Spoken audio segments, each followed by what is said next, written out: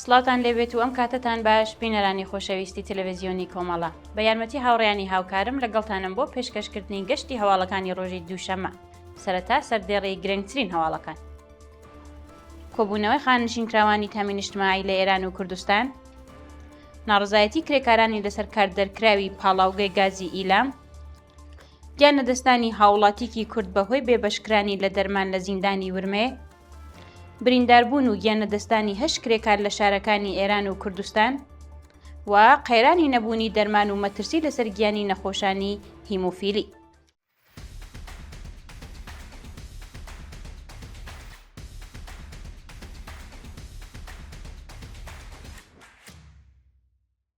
درێژەی هەواڵەکان کۆبوونەوەی خانشینکراوانی تامینیشتماعی لە ئێران و کوردستان ڕۆژی یەکشەممە 18 گەلاوێژی 1405 هەتاوی خانشینکراوانی تامینیشتماعی لە چەندین شاری ئێران و کوردستان دژ بە خراپی دۆخی ژیان و معیشەتیان کۆبوونەوە. بەپێی ئەو وێنانێک کە بەدەستی ناوەندی هەواڵی کۆمەڵە گەیشتوون خانشینکراوان بە کۆبوونەوە لە شارەکانی کرماشان، ئەهواز، ڕەشت، شوش، تاران و چەندین شاری دیکەی ئێران خوازیاری بەرزکردنەوەی ئاستی حەقدەست بەپێی ڕێژەی هەڵاوسان، دابینکردنی بیمەی دەرمانی کارامە، پێدانی حەقدەست و مەزایە دواخراوەکان و هەروەها کۆتایی هاتنی گوشاری ناوەندە ئەمنیەکان بۆ سەر خانشینکراوانی ناڕازی بوون.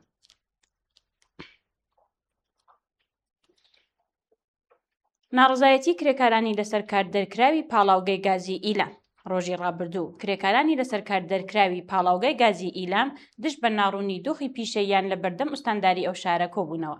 کرێکارانی ناڕازی بەوتنەوەی دروشم دژ بە بەرپرسانی گەندەڵی ڕژیمی کۆماری ئیسلامی ئاماژەیان بەوە کرد کە بەهۆی دەرکرانیان لەسەر کارەکانیان و بایەخنەدانی ڕژیمی کۆماری ئیسلامی بە دۆخی ژیان و معیشەتی کرێکاران لە دۆخێکی زۆر خراپی ئابووریدا دەژین و خوازیاری گەڕانەوە بۆ سەر کارەکانیان بوون. گیانەدەستانی هاوڵاتیکی کورد بەهۆی بێبەشکرانی لە دەرمان لە زیندانی ورمێ لە ڕۆژانی ڕابردوودا هاوڵاتیکی بەندکراو لە زیندانی ناوەندی ورمێ بەهۆی بایەخنەدانی بەرپرسانی زیندان بە دۆخی تەندروستی گیانی لەدەستە. ئەو هاوڵاتیە بە ناوی نوسرەت خالیدی خەڵکی ناوچەی سنجی سەر بە پارێزگای ورمێ و باوکی 5 منداڵ با بەرپرسانی ئەو زیندانەی ڕایگەیاندووە کە دۆخی تەندروستی خراپە، بەڵام بەهۆی گرنگی پێنەدانیان پاش 3 ڕۆژ ناوبراو بۆ نەخۆشخانە گواستراوەتەوە و گیانی لەدەستە. شایانی باسە کە ناوبراو لە ماوەی ساڵانی ڕابردوودا بە تۆمەتی پەیوەندیدار بە مادە هۆشبەرەکان دەست بەسەر و حکمی سێدارێ بەسەردا سەپێنرابوو.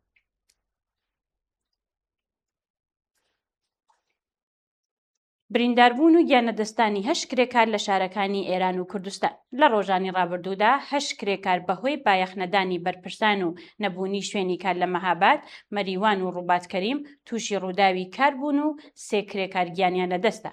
بەپێی دوایین زانیاریەکان شێرزاد فەیزی شۆفێری لۆدر لە کاتی ئەنجامی ئەرکەکەی لە مەریوان بەهۆی هەڵگەڕانی لۆدرەکەی گیانی لەدەستە. هەروەها عومەر ئوستادی ڕەحمانی خەڵکی مەهاباد و کرێکاری شارەداری تووشی ڕووداوی هاتوچوو لە شوێنی کارەکەی بوو پاش گواستنەوەی بۆ نەخۆشخانە بەهۆی سەختی برینەکانی گیانی لەدەستە. هاوکات لە شارۆچکەی پیشەیی ڕووباتکەریم لە ئاکامی ئاگرکەوتنەوەیەکی بەرفراوان لە کارخانەیەک 6 کرێکار بریندار کە لە نێوانیاندا کرێکارێک گیانی لەدەستە.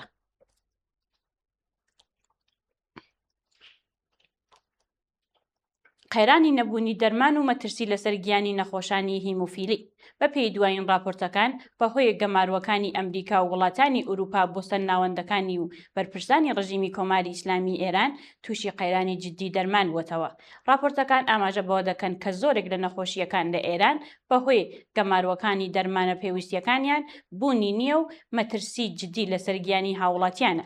هاوکات بە وتەی بەرپرسانی ڕژیمی کۆماری ئیسلامی زیاتر لە 4000 نەخۆشی هیمۆفیلی لە ئێران بۆ ماوەی زیاتر لە 8 مانگە دەرمانیان وەرنەگرتووە و ئەمەش بۆتە هۆی ناجێگیری دۆخی تەندروستیان. ئەمە لە کاتێکدایە کە ڕژیمی کۆماری ئیسلامی لە ساڵانی ڕابردوودا چەندین جار بانگەوازی ئەمەی کردووە کە لە بواری پزیشکی و بەرهەمهێنانی دەرمان پێشکەوتنێکی بەرچاوی هەبووە، بەڵام ڕووداوەکان بە پێچەوانەی وتەکانی ڕژیمە.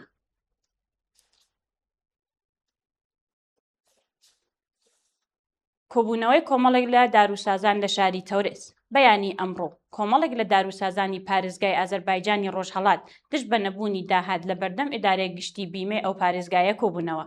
ناڕازیان لە کۆبوونەوەکەدا بە وتنەوەی دروشم و هەڵکردنی پلاکارد ئاماژەیان بەوە کرد کە بەهۆی پێنەدانی حەقدەستە دواخراوەکانیان لەلایەن ناوەندە پەیوەندیدارەکانەوە دۆخی ژیانیان لە خراپیدایە و خوازیاری بایەخدانی ڕژیمی کۆماری ئیسلامی بە دۆخی ژیانی هاوڵاتیان بوون.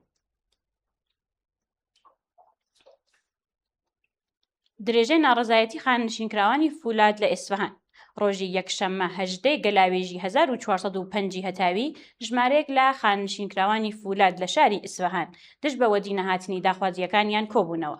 خاننشینکراوانی ناڕازی بە ڕێخستنی ڕێپێوانێک و هەروەها بەرزکردنەوەی پلاکارد خوازیاری بەرزکردنەوەی ئاستی حەقدەست بە پێی ڕێژەی هەڵاوسان، پێدانی حەقدەستە دواخراوەکانیان، دابینکردنی بیمێ دەرمانی کارامە و هەروەها ئازادی دەستبەجێ هەموو خاننشینکراوانی دەست بەسەرکراو بوون. ناڕازیان لە درێژەی کۆبوونەوەکەدا جەختیان لەسەر ئەوە کردەوە کە تا کاتی وەدی هاتنی داخوازیەکانیان درێژە بە ناڕەزایەتی و کۆبوونەوە دەدەن.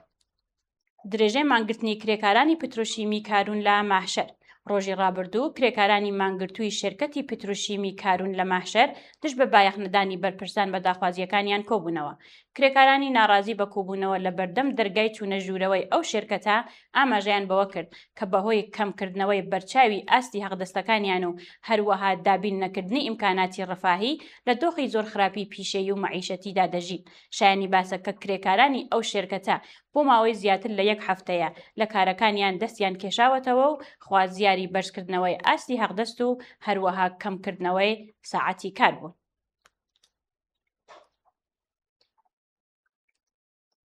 پەسەندکرانی حکمی سێدارەی بەندکراوێکی سیاسی لە مەشهەد. بەپێی راپۆرتەکان ڕەسوول ڕەزایی کە پێشتر حکمی سێدارێ بەسەردا سەپێنرا بوو حکومەکەی لەلایەن دیوانی باڵای وڵاتەوە پەسەند کراوە. ناوبراو ڕێکەوتی 19 بەفرانباری ساڵی ڕابردوو لە ڕەوتی ناڕەزایەتیەکانی ئەو مانگەدا لەلایەن هێزە سەرکوتگەرەکانی ڕژیمەوە لە ناوچەی فریمان سەر بە پارێزگای مەشهەد دەست بەسەر و ڕەوانەی زیندانی وەکێڵابادی مەشهەد کرا. ناوبراو پاشان لەلایەن دادگای انقلابی مەشهەدەوە بە تۆمەتی محاربە حکمی سێدارێ بەسەردا سەپێنرا. بەردەوامی گوشارەکانی ڕژیمی کۆماری ئیسلامی بۆ سەر هاوڵاتیانی ناڕازی لە ئێران. بەپێی دوای زانیاریەکان زیاتر لە 159 هاوڵاتی ناڕازی دەست بەسەرکراو لە ڕەوتی خۆپیشاندانەکانی مانگی بەفرانباری ساڵی ڕابردوو لە زیندانی ناوەندی یەزد ڕاگیراون. ئەو هاوڵاتیانە کە هێشتا ناسناویان بڵاو نەکراوەتەوە بە شێوەیەک کە هێشتا دۆخی قەزایی و هەروەها ڕەوەندی دۆسیەکانیان دیار نییە لەو بەندیخانەیە ڕاگیراون و تەنانەت لەژێر تونترین ئەشکەنجەکانی هێزەکانی ڕژیمدان.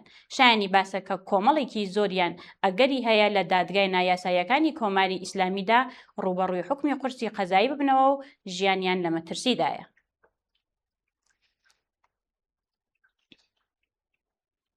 گواستنەوەی نایاسایی یاسر ئەحمەدی نژاد بۆ زیندانی ناوەندی یاسوج. بەپێی دوایین راپۆرتەکان یاسر ئەحمەدی نژاد پارێزەر و چالاکی کرێکاری خەڵکی شارستانی بەهمەئی بە شێوەیەکی نایاسایی دیسان ڕەوانێ بەندیخانە کراوەتەوە. بەو تێ سەرچاوەکانی هەواڵ ناوبراو ڕێکەوتی 20 پوشپەڕی ئەمساڵ بە دانانی بارمتەی 6 میلیاردی بە شێوەیەکی کاتی لە زیندانی یاسوج ئازاد کرا. ئەو بەندکراوە پاش بانکشتی باوکی بۆ دادگای ڕژیم لە شارستانی لیکەک دەست بەسەرکرانی ناچار کرابوو کە سەردانی ئەو دادگایە بکات و دواتر دەست بەسەر و ڕەوانەی گرتوخانەی ناوەندی یاسوج کرابوو.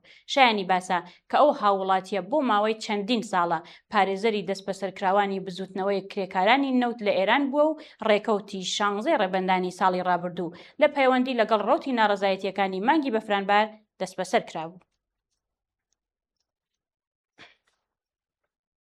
بەردەوامی هێرشی حوسیەکان بۆ سەر پێگە سەربازیەکان و ژێرخانە نەوتیەکانی عەرەبستان.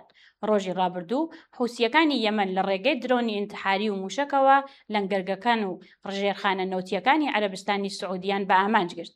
بە وتەی یەحیا سەریع وتەبێژی حوسیەکان پاش گواستنەوەی کەرەستە و هێزی سەربازی عەرەبستان بۆ لەنگەرگەی ئەلمەخا بۆ چەندین جار هێزەکانی عەرەبستان کراونەتە ئامانج. هەروەها ناوبراو ڕایگەیاندووە کە لە وەڵامی هێرشی سعودی بۆ سەر دوو ناوچەی یەمەن پاڵاوگەیەکی نەوتی سەر بە کۆمپانیای ئارامکۆی سعودیان لە ناوچەی جازان بە ئامانج گرتووە. جێگای ئاماژەیە کە ئەرتەشی یەمەن ڕایگەیاندووە لە ئەنجامی ئەو هێرشانە زیاتر لە 7 هێزی سەربازی و شارومەندی مەدەنی کوژراون و 30 کەسیش بریندار بوون. دووە هەواڵمان سەبارەتە بە چڕبوونەوەی گەماروی دەریایی ئەمریکا دژ بە کۆماری ئیسلامی. فەرماندەیی ناوەندی ئەرتەشی ئەمریکا سێنتکام ڕایگەیان هێزەکانی ئەرتەشی ئەمریکا ئامادەیان لە ناوچەکە بەرزتر کردوێتەوە و زیاتر لە 20 کەشتی جەنگی لە ناوچەکە جێگیر کراون. سێنتکام ئاماژەی بەوە کردووە کە لە دەستپێکی گەماروی دەریایی دژ بە کۆماری ئیسلامی ڕێڕەوە زیاتر لە 55 کەشتیان گۆڕیوە و چەندین کەشتی دیکەشیان لە کار خستووە یان دراونەتە بەر پشکنین. شایانی باسە کە بەهۆی گەماروەکانەوە هەناردە نەوتیەکانی کۆماری ئیسلامی لە هەموو لەنگەرگەکانی ڕاوەستاوە. هەروەها لە ڕۆژانی ڕابردوودا سەرۆکۆماری ئێران ڕایگەیاندووە کە هاوردە سوتەمەنیەکانی کۆماری ئیسلامی بەهۆی گەماروەکانی ڕاگیراوە و وڵاتەکە تووشی قەیرانی سوتەمەنی بووە. بینەرانی خۆشەویست هەواڵەکانمان پێشکەشکردن. کات و ساتێکی خۆش بۆ هەموو لایەکتان.